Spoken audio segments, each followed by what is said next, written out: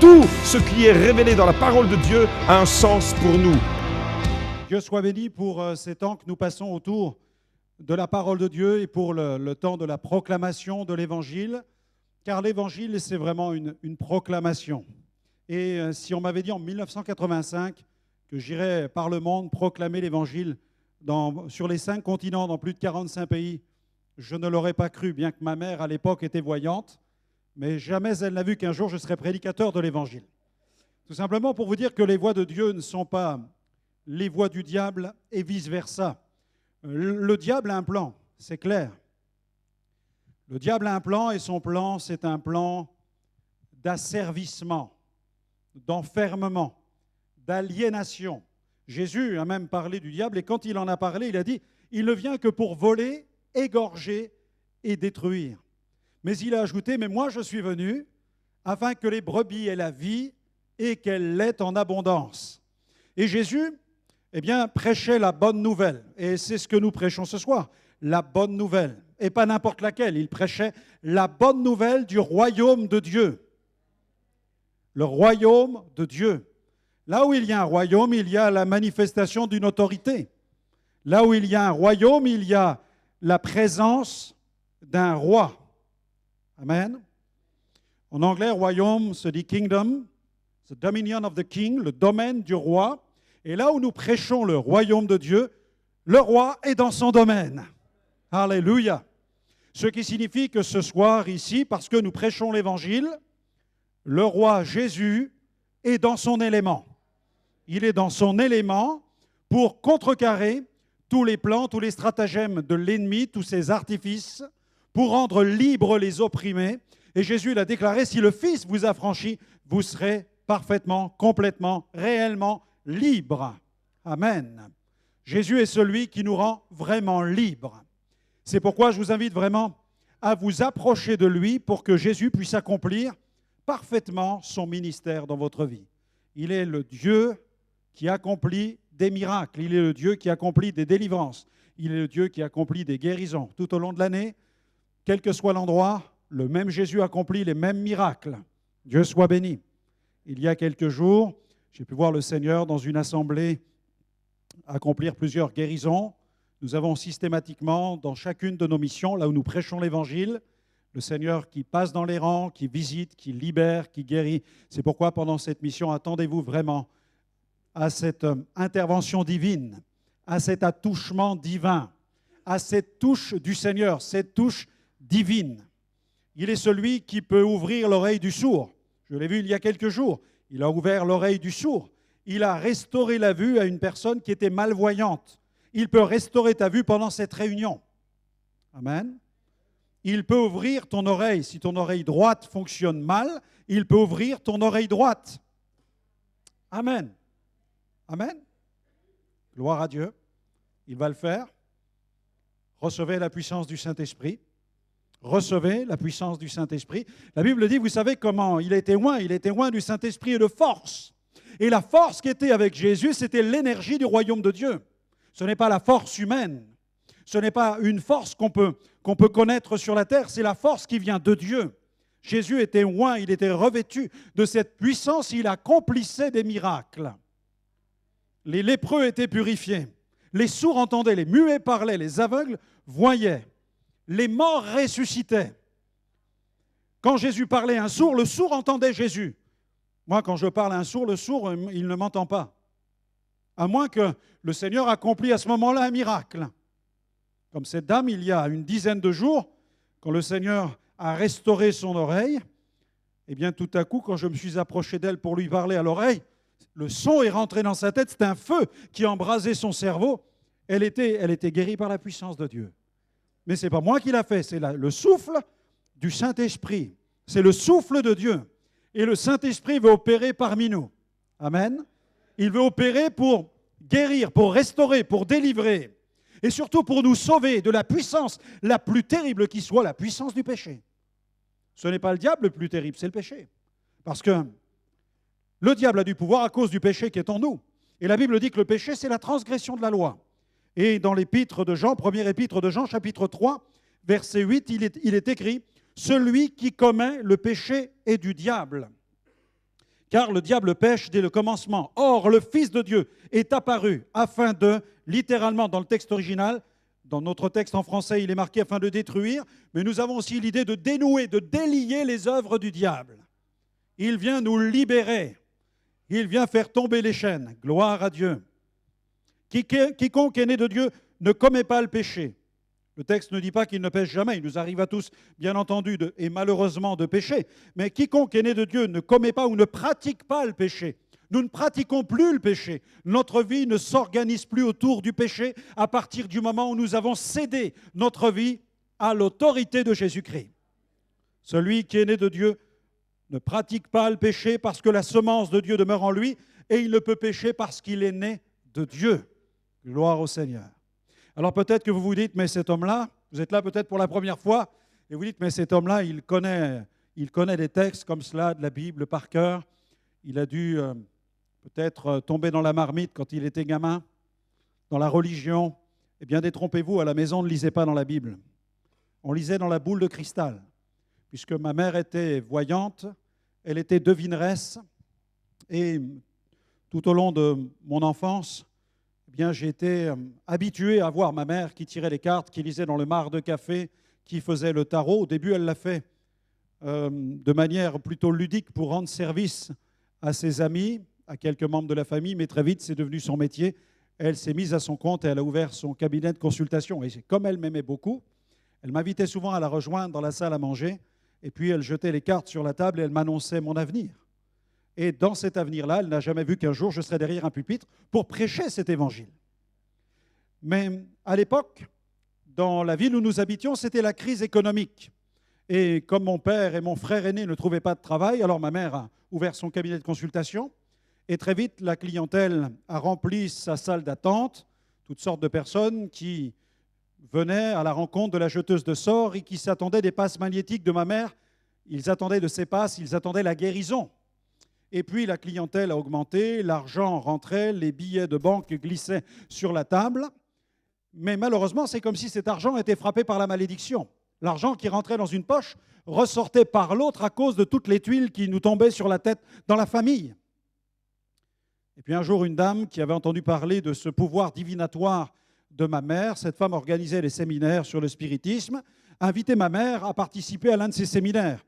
Et comme le climat à la maison était extrêmement tendu entre mes parents qui parlaient de divorcer, il y avait de violentes tensions entre mon frère aîné et mon père. Il n'y avait pas d'argent qui rentrait dans le foyer. J'étais vraiment dans l'attente que ça puisse fonctionner parce que je pensais que si ma mère ajoutait le spiritisme à ses pratiques, le cabinet de consultation allait se remplir davantage, il y aurait plus d'argent, les affaires s'amélioreraient et puis les tensions dans le foyer diminueraient. Alors ma mère y est allée. Et moi, ce soir-là, j'étais à la maison, je faisais les 400 pas. Et puis très tard, vers 23 heures, ma mère est rentrée avec un petit tabouret en bois qu'elle tenait sous le bras, un guéridon, elle l'a mis devant moi. Et je lui dis, alors maman, ça marche? Elle me dit, ça marche, c'est extraordinaire. Et quand j'ai vu ma mère m'annoncer qu'elle était entrée en contact avec le monde invisible, tout à coup, la fièvre du spiritisme s'est emparée de moi. Pourquoi? Eh bien, tout simplement parce qu'à l'âge de 17 ans et demi, je me posais les grandes questions de la vie. Je voulais savoir pourquoi j'existais, pourquoi j'étais sur la terre. Je me posais les grandes questions de la philosophie moderne, à savoir, qui sommes-nous? D'où venons-nous? Où allons-nous? Et puis j'en avais encore d'autres. Y a-t-il un Dieu? Y a-t-il un diable? Y a-t-il un ciel? Y a-t-il un enfer? Quelle est la véritable religion? Vers quel Dieu faut-il se tourner? La réponse était le Bouddha, Confucius, Mahomet ou Jésus-Christ. Alors ma mère a mis le tabouret par terre, elle l'a mis sur ses pieds. On a mis nos mains sur ce tabouret, ma mère s'est concentrée, j'étais un peu stupéfait de voir l'attitude de ma maman, elle avait l'attitude d'une personne qui cherche à faire le vide en elle, et puis après quelques minutes de concentration, tout à coup j'ai vu ce petit tabouret, alors que ma mère le touchait simplement avec le bout de ses doigts, j'ai vu le tabouret se dresser sur deux pattes, rebondir, frapper le sol, et ma mère avec un stylo commençait à écrire le nombre de coups, et en fonction du nombre de coups, elle construisait avec l'alphabet 2 coups, A, B, elle notait la lettre B, etc., etc. Elle construisait les phrases. Et tout à coup, je me suis rendu compte que nous étions en train d'entrer en contact avec le monde invisible. Et ma mère ne savait pas quel était le sens de ces phrases. Mais les phrases se construisaient au fur et à mesure. Et j'ai pensé que, du fait que je vivais dans un monde matériel qui n'était pas fait pour nous, puisque nous étions au chômage, puisque c'était la crise économique, puisque le foyer partait en éclats, puisque mon père se battait avec mon frère, puisque mes parents parlaient de divorcer. Le monde financier, le monde de la finance, le monde de l'argent, le monde du matérialisme n'était pas fait pour nous. J'ai pensé qu'en interrogeant le monde invisible, ce monde qui n'est pas physique, ce monde qui n'est pas matériel, j'allais enfin trouver les réponses au sens de la vie. Puisque le monde dans lequel je vivais ne répondait pas à mes questions existentielles, j'ai pensé qu'en interrogeant le monde des esprits, je saurais pourquoi je suis sur la terre. Alors cette fièvre s'est emparée de moi. La nuit comme le jour, je passais des heures, les mains sur ce tabouret de spiritisme, questionnant le monde de l'au-delà. Et de fil en aiguille, la clientèle augmentait énormément. L'argent rentrait dans le foyer, mais ses finances étaient toujours frappées par la malédiction. Malgré cela, malgré le chômage et ce cabinet de consultation qui marchait formidablement bien, nous n'arrivions pas à sortir la tête de l'eau sur le plan financier. Et je n'arrivais pas à trouver véritablement les réponses à mes questions parce que je questionnais le monde invisible. Je posais énormément de questions. Je m'adressais à ce monde de l'au-delà.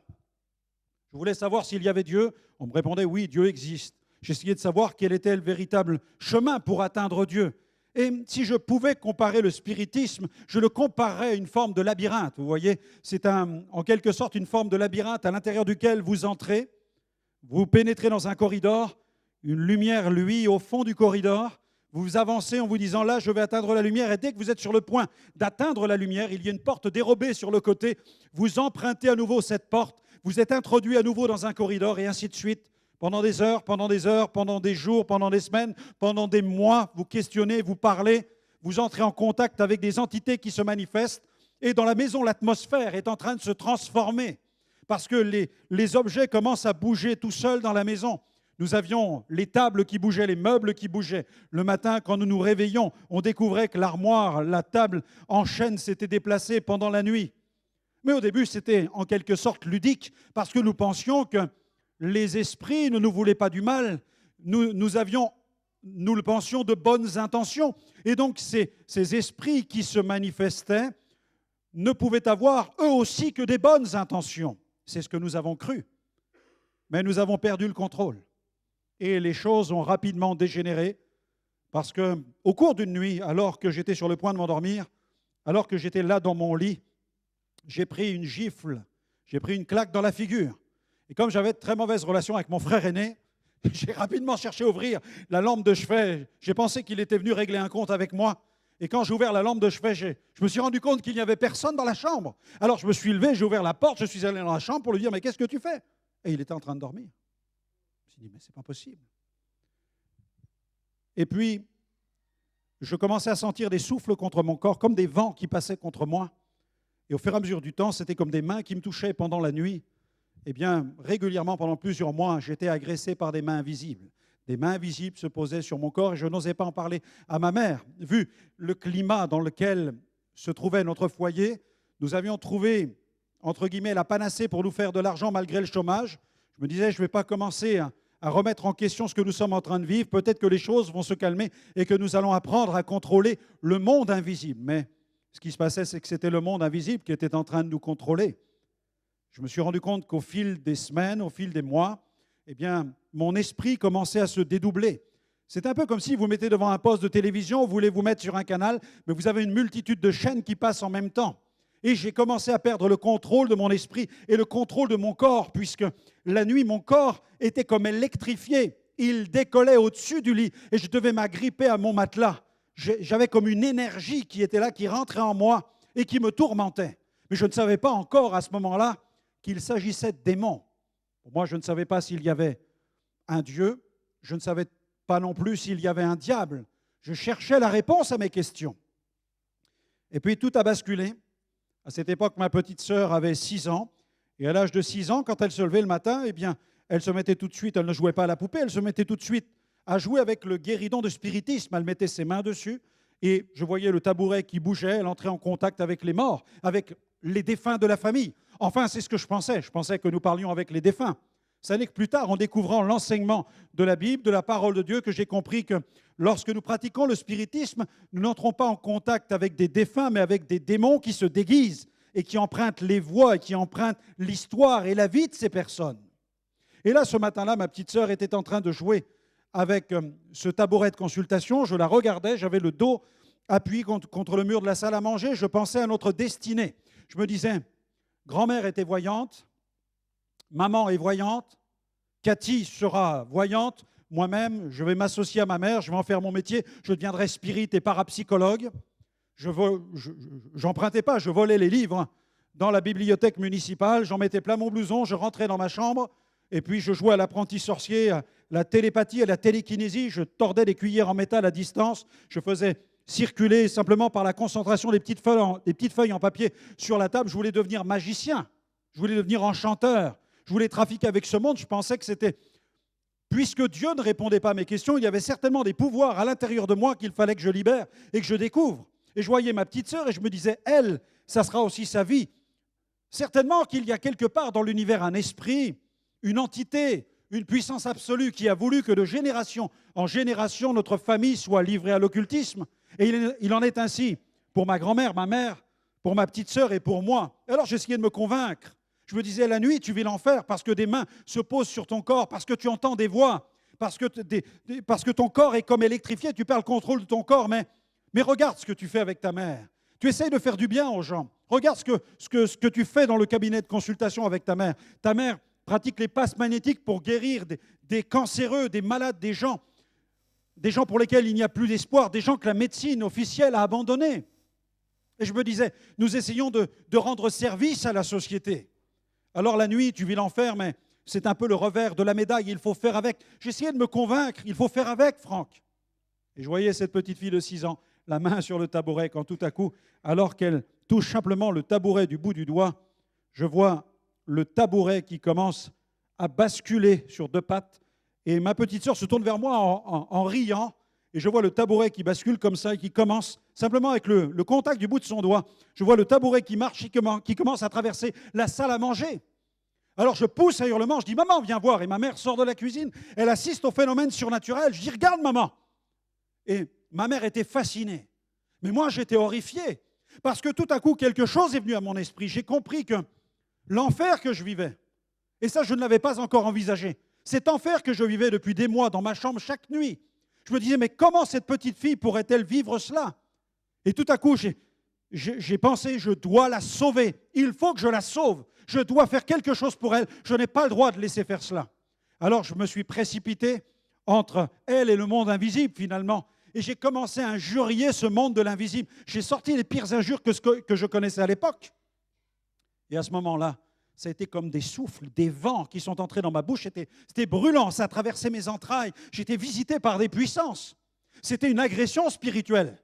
Et ça a été tellement violent, instantané, ça a été comme l'éclair. Et quand ça m'a traversé le corps, j'étais terrifié, je n'osais plus dire un seul mot. Et ma mère m'a vu, j'étais pétrifié dans un coin. Elle essayait de me faire parler, mais je n'osais même plus dire un mot, de peur que ces choses reviennent à nouveau et me frappent une nouvelle fois. Au fur et à mesure des heures, j'ai commencé à parler, j'ai commencé à expliquer à ma mère ce que je venais de vivre. Et puis j'ai dit à maman, il faut arrêter cela parce que je ne sais toujours pas si Dieu existe, mais là, je viens de savoir que le diable existe. Je viens de rencontrer le diable. Et ma mère essayait de me rassurer en me disant que je me faisais des idées.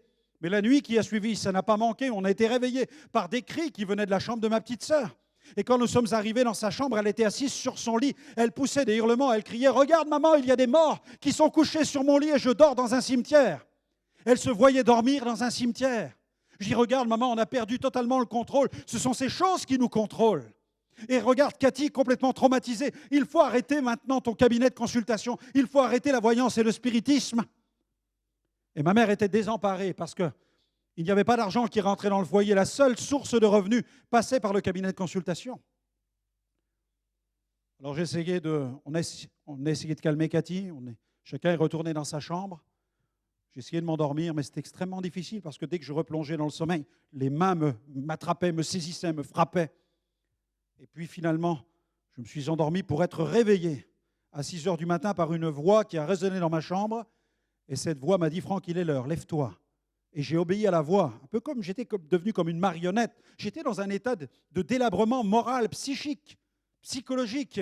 Et cette voix m'a dit « Franck, tu as besoin de repos ». Et je répondais à la voix automatiquement. Oui. Va vers la fenêtre. Alors je vais à la fenêtre. Et la voix me dit, ouvre la fenêtre. C'est ce que je fais, j'ouvre la fenêtre. Je me mets sur le bord de la fenêtre. Je voyais le béton plusieurs mètres plus bas. Et la voix me dit, tu vas maintenant te reposer, tu vas voir. Tu vas trouver la paix. Tu te laisses glisser et tu seras en paix. J'étais sur le point de basculer dans le vide pendant que mes parents dormaient dans la chambre à côté. Et cette voix me disait, laisse-toi glisser. C'était une voix comme une voix doucereuse, vous voyez. Et tout à coup, une autre voix a résonné. Et cette voix dit, Franck, tu vis l'enfer. Et j'ai répondu oui. Si tu meurs, ne vas-tu pas emporter avec toi ton enfer? Et tout à coup, c'est comme si quelqu'un venait d'ouvrir la lumière dans une pièce enténébrée. C'est comme si un voile venait d'être déchiré. Je venais de comprendre qu'on pouvait suicider son corps, mais pas son âme. Et dans un sursaut, j'ai fermé la fenêtre, je me suis jeté à genoux et j'ai hurlé, j'ai crié vers le ciel. J'ai dit, Dieu, je ne sais pas qui tu es, je ne sais si tu es Bouddha, Jésus ou Mahomet, mais je m'adresse à toi. Toi qui as créé le ciel et la terre, si tu existes quelque part dans cet univers, je t'en supplie, sauve-moi de toutes mes forces. Mes parents sont entrés dans ma chambre. Ils m'ont trouvé en transe, j'étais trempé de sueur. J'ai commencé à expliquer ce que je vivais depuis des mois. Mes parents étaient désemparés. J'ai dit, papa, maman, c'est la maison du diable. Je ne peux plus vivre dans cette maison. Je me suis habillé et je me suis enfui de la maison. Et j'ai erré dans les rues de la ville pendant plusieurs heures. Et vers 9h du matin, je croise un groupe de jeunes gens qui distribuent des tracts concernant la foi chrétienne. Alors là, pour moi, c'était une overdose de dons spirituels, une overdose de spiritualité. Je change de trottoir pour ne pas avoir affaire à eux. Une demi-heure plus tard, je les vois encore arriver dans l'autre sens avec des tracts, et il y en a un qui m'en donne un. C'est l'histoire d'un chef de gang qui s'appelle Nicky Cruz, un homme dont la vie a été transformée. Et je me dis, mais comment un chef de gang peut-il devenir curé, prêtre? Parce que pour moi, chrétien, évangélique, devenir chrétien, mes seules références à moi étaient catholiques. Je me dis, mais comment on peut être chef de gang, vendre de la drogue, vivre dans les quartiers, passer son temps dans les boîtes de nuit, faire la fête, se faire de l'argent facilement avec de la drogue? Comment on peut dire que sa vie a changé quand on entre dans une vie monastique? Je ne savais pas ce que c'était le monde évangélique, mais je lisais ce tract avec les références que j'avais. Et alors que je suis en train de lire ce tract dans la rue, tout à coup, boum, en pleine rue, je percute un être invisible, un être translucide, dont les pieds touchent la terre et la tête touche les cieux. Et je suis victime d'un phénomène surnaturel dans la rue maintenant. Mais mes amis, pour la première fois de ma vie, je n'ai pas d'angoisse, pas de peur. Et la prière que j'ai envoyée vers le ciel à 6h du matin revient dans mon esprit comme un boomerang, comme si Dieu renvoie la prière et me dit « J'ai rendez-vous avec ta vie ». Alors je fais demi-tour. Je ne sais pas quelle est cette manifestation, mais tout à coup, je n'ai pas peur, je n'ai pas d'angoisse et je vais voir ce chrétien évangélique qui distribue des traités concernant la foi. Et c'est un homme d'origine malgache, de petite taille. Je me place en face de lui et puis, du haut de mon orgueil, je lui dis qui je suis. Je dis, je m'appelle Franck Alexandre, je suis le fils de la sorcière. Ce matin, je voulais me jeter par la fenêtre.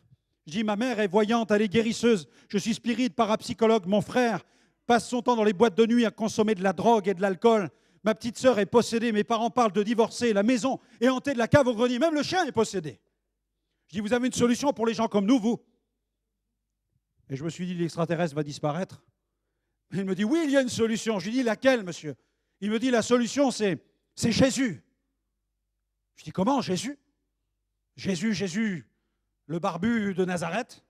Je dis, Jésus, celui qui marchait à pieds nus et qui faisait des miracles. Il me dit, oui, Jésus-Christ. Et je lui dis, mais monsieur, je suis allé à l'école, j'ai suivi le cours de religion. On m'a enseigné que c'était le fondateur du christianisme. Mais je dis, il faut que je vous aide, il faut que je vous mette au courant. Vous n'êtes pas informé. Vous ne savez pas comment il est mort. Et je commence à lui annoncer l'évangile. Je commence à lui dire comment Jésus a terminé sa vie. Je dis, vous n'êtes certainement pas au courant, on ne vous l'a peut-être pas dit. Mais il faut que vous sachiez, cet homme-là, il est mort sur une croix. C'est fini, Jésus, il est mort, monsieur. Et puis dans la rue, il brandit sa Bible. Il me dit, peut-être que dans ton cours de religion, on t'a enseigné que Jésus est mort. Mais il dit, dans ma Bible, il est marqué qu'il est ressuscité. Alléluia. Je dis, quoi? Jésus est ressuscité? Je dis, mais monsieur, je suis dingue. Mais vous êtes plus dingue que moi. Vous croyez que Jésus est vivant. Alors ton Jésus, s'il est vivant, où il est, que je le rencontre? Il me dit, viens ce soir, à telle adresse, tu vas le rencontrer. Je ne croyais pas mes oreilles. Je dis, d'accord, je serai là. Le soir, je suis venu.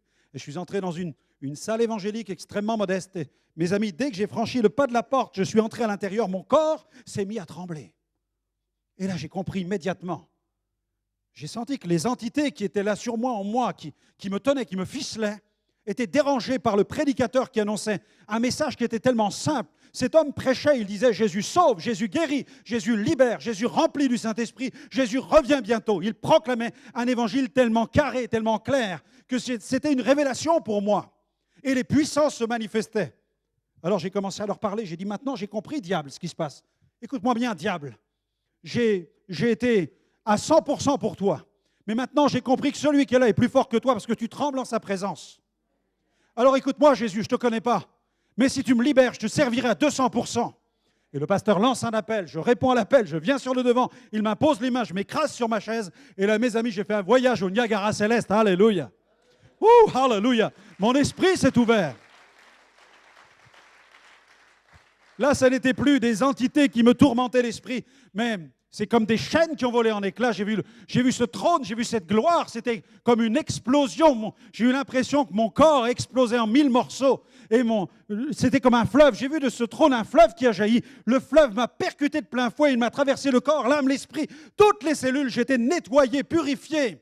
Et j'entendais des voix, des hurlements comme ceux d'une armée qui bat la retraite et qui s'enfuit. Et je comprenais que les démons partaient parce que Jésus était en train d'établir son règne dans ma vie. Alléluia! Gloire à son nom. J'étais rempli de la présence du Saint-Esprit.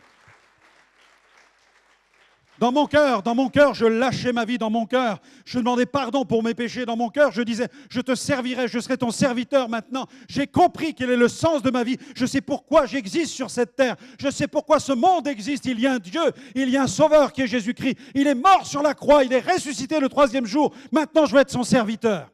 J'étais rempli de la présence de Dieu, mes amis. Je ne sais pas combien de temps a duré cette visitation, mais quand je suis revenu à moi, les pasteurs m'ont donné quelques paroles, ils m'ont encouragé, je suis rentré à la maison en courant. Je me souviens encore de ce retour à la maison. Je traversais la ville en courant, j'arrive au cabinet de consultation de ma mère, je pousse la porte du cabinet, ma mère est dans une séance de spiritisme avec une autre sorcière. Et moi j'arrive en disant « Maman, maman, Jésus est ressuscité, Jésus est vivant ». Elle me dit « Quoi? Toi tu as consommé de la drogue ?» Je dis « Non maman ». Je lui dis « C'est la puissance du Saint-Esprit ». Elle me dit « Quoi? C'est quoi ça la puissance du Saint-Esprit ?»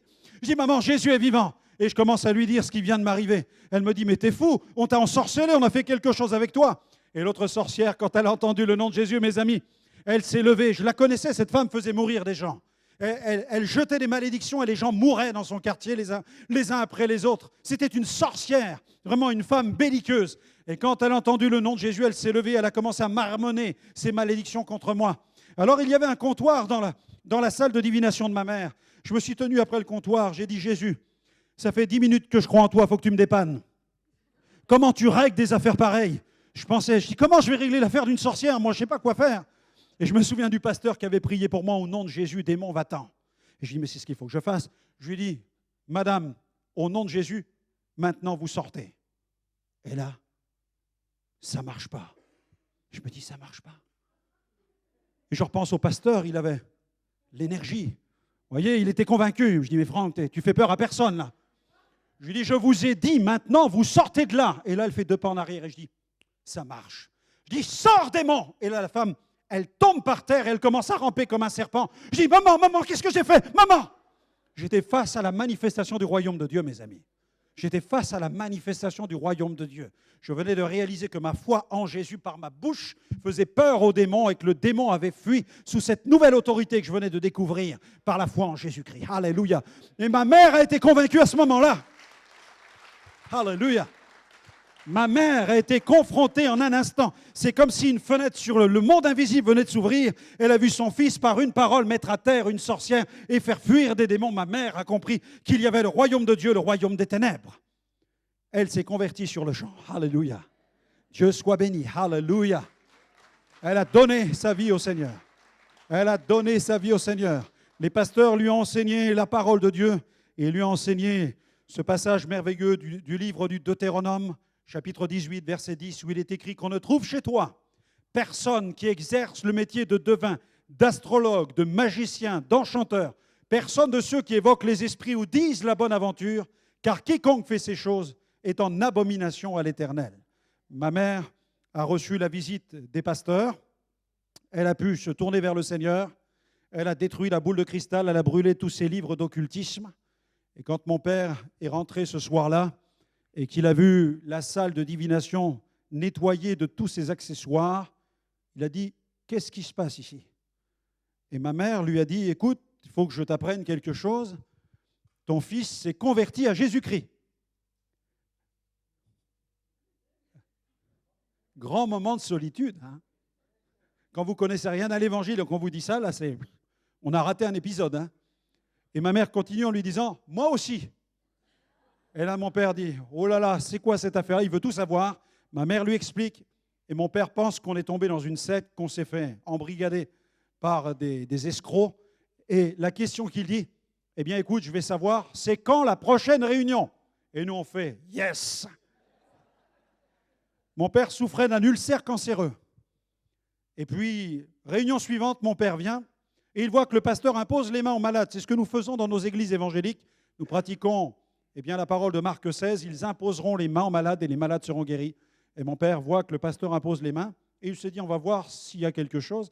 Il se met dans la file, il vient sur le devant, le pasteur prie pour lui et tout à coup, il sent un feu qui visite son corps. Il retourne à sa place, il a senti quelque chose. De retour à la maison, il dit à ma mère, prépare-moi du riz. Mets-moi rougaille à l'intérieur, tout ce que tu as, parce que mon père était à l'époque un fan de piment, mais le piment que mon père avait, c'était des piments créoles. Rien qu'avec un seul pot, il aurait pu faire exploser le quartier, vous voyez. Et mon père met le pot de piment dans le riz. Il dit, je vais savoir si je suis guéri. Il mange, plus aucune douleur. Et mes amis, le trou qu'il avait à l'estomac était rebouché ce soir-là pendant cette prière. Et depuis 1985, mon père mange du piment à volonté. Il n'a plus aucune douleur à l'estomac, plus de cancer. Le spécialiste a dit, mais qui a rebouché votre trou à l'estomac? Et mon père savait que c'était Jésus qui l'avait fait. Alléluia. Lorsque mon frère a vu la libération de sa mère, de l'esprit de divination de son frère, des démons qu'il possédait, de ma petite sœur qui était libérée des démons, et puis de mon père qui était guéri de son ulcère, il est venu écouter l'évangile en quelques jours, toute la famille. Et mon frère a été libéré de la drogue et de l'alcool dès qu'il est venu écouter l'évangile. En quelques jours, toute la famille est venue à Jésus-Christ. Et c'était une conversion familiale à laquelle nous avons assisté.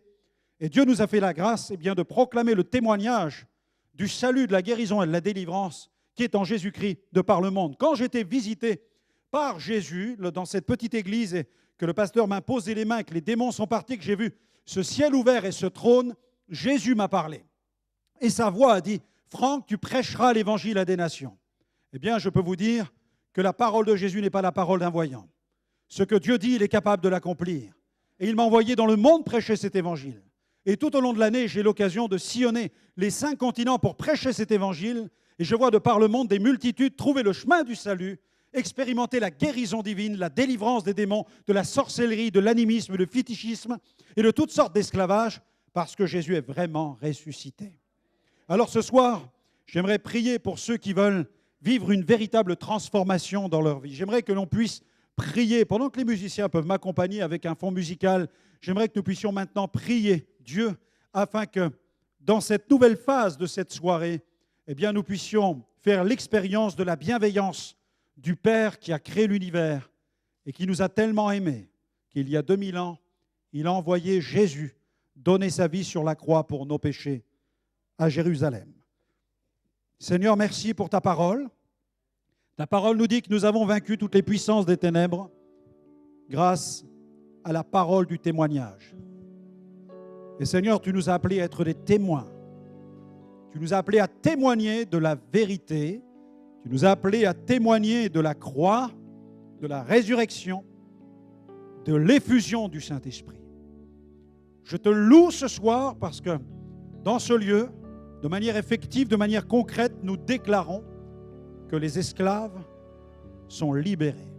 Nous déclarons que les malades expérimentent la guérison, que les pécheurs sont purifiés, lavés, peuvent changer de royaume. L'apôtre Paul a déclaré, il nous a transférés, Jésus, il nous a transférés du royaume des ténèbres dans son admirable lumière. Pendant que nous sommes dans le recueillement, chers amis, j'aimerais faire un premier appel. Quel est celui ou celle qui voudrait faire tout d'abord la paix avec Jésus et devenir un disciple du Christ, un chrétien authentique? J'aimerais vous demander, là où vous êtes, de lever votre main. Je vais prier pour vous. Avant de prier pour la délivrance, avant de prier pour les malades, j'aimerais vous inviter à recevoir la plus grande faveur qui soit, celle qui consiste à inviter Jésus dans sa vie. Y a-t-il quelqu'un qui veut donner sa vie au Christ? Voilà, Dieu bénisse ses mains. Je vous invite à vous lever à votre place maintenant. Levez-vous, dressez-vous sur vos pieds. J'invite le pasteur à côté de moi, le berger de cette assemblée. Viens, Giuseppe. Le pasteur est à côté de moi et nous sommes dans l'esprit de prière. Pendant que nous sommes dans la prière, s'il y a quelqu'un d'autre qui veut se lever, c'est maintenant. C'est le jour du salut. Il s'agit de davantage qu'une guérison. Il s'agit de davantage qu'une délivrance. Il s'agit du salut de votre âme. Si quelqu'un n'a pas l'assurance du pardon de ses péchés, si quelqu'un ne sait pas si il ira au ciel au moment fatidique de sa mort, c'est maintenant qu'il faut faire le choix de dire « Je donne ma vie au Christ. Je viens à Jésus-Christ pour être sauvé, pour être pardonné. » Et il ne s'agit pas simplement d'échapper à un accident. Il s'agit d'échapper à la perdition éternelle. C'est pourquoi celui qui se lève pour Jésus ce soir s'engage à lui livrer sa vie pour l'éternité. Vous lui cédez pendant votre vie terrestre jusque dans la vie éternelle. Pendant que nous sommes dans la prière, si une autre personne veut se lever, c'est maintenant, c'est aujourd'hui le jour du salut. La Bible dit aujourd'hui, si vous entendez sa voix, n'endurcissez pas votre cœur. C'est aujourd'hui. Le diable dit tu verras demain. Le diable dit tu as le temps. Mais la Bible dit c'est maintenant, c'est aujourd'hui. Tu n'auras peut-être pas une seconde chance, une seconde opportunité. Si tu veux donner ta vie à Jésus, c'est maintenant, mon ami. Tu ne pourras pas régler tes affaires après la mort en disant mais je m'expliquerai avec Dieu. Non, détrompe-toi. C'est aujourd'hui que Jésus veut te sauver. Pendant que nous sommes dans le recueillement, j'aimerais maintenant inviter ceux qui se sont mis debout à répéter cette prière avec moi. Confessez-la de la bouche simplement. Père céleste, j'ai entendu ta parole et je viens à toi tel que je suis. De ma bouche, je confesse le Seigneur Jésus. Dans mon cœur, je le crois. Il est vivant. Il est ressuscité. Ce soir, Seigneur, je viens à toi. Je te donne ma vie. Je t'abandonne ma vie. Seigneur, je t'en supplie. Prends-la. Sauve-la. Seigneur, sauve-moi. Pardonne et purifie mon cœur. Donne-moi une vie nouvelle. En cet instant même, je prends la décision de devenir un authentique disciple de Jésus. Je m'engage à le suivre. Je m'engage à conformer ma vie à la Bible, sa parole. Sur la base de cette confession de foi, en cet instant, je reçois Jésus et une vie nouvelle.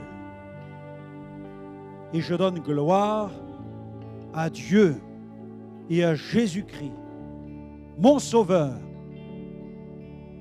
Amen. Tout ce qui est révélé dans la parole de Dieu a un sens pour nous.